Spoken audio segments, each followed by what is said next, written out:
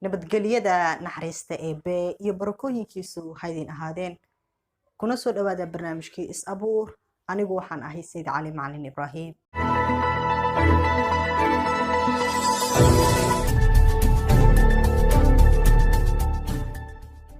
macna ma sameynayso dhirirka aad leedahay sidoo kale macna ma sameynayso inaad tahay qof gaaban sidoo kale macna ma sameynayso quruxda aad leedahay sidoo kale macna ma sameynayso awoodda iyo jismiga iyo xoogga aad leedahay waxa macnaha sameynaya waa inta aad fikirka aad fikirtayna miro dhal ahaan aad u samaysay ama hawshiisa aad qabatay aan kugu celiyo hadalkayga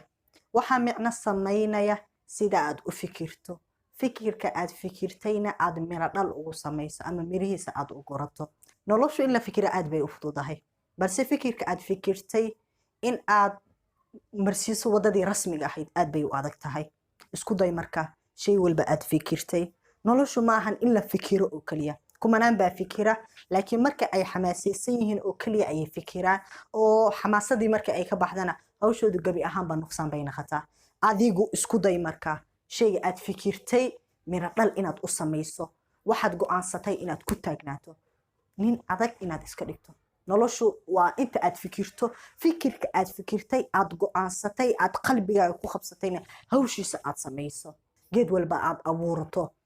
miro wanaagsan baa laga sugaa hawsha aad u fikirtay waqtiga aad ku lumisay buwaagta aad u qaadatay wax walba aad u samaysay maskaxdaada aad u dhididay waxaa waajib ku ah miraheeda inaad guratid qofkii qodax beerta ama uu helaya cambo macaan maya ma helayo haddii aad fikir wanaagsan aad fikirtay hawshiisana aad qaban weyday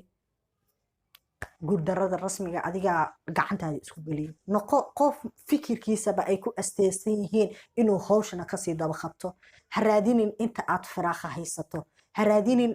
ha dhihin maalintaas baan firaaqa helaya maalintaas baa shaygaas sameynaya shay walba waqtigiisa ku samey shay walba intaad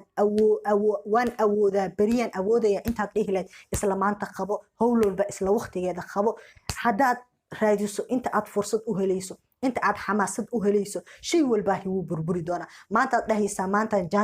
maanta jaanis uma hayo waan cudur daaranayaa yacni beri baan samaynayaa beridiina waqti kale shay kaloo samayn lagaaga baxnaa baad gali doontaa isagana lagaama aqbalaya marka beri baan samayn doonaa beri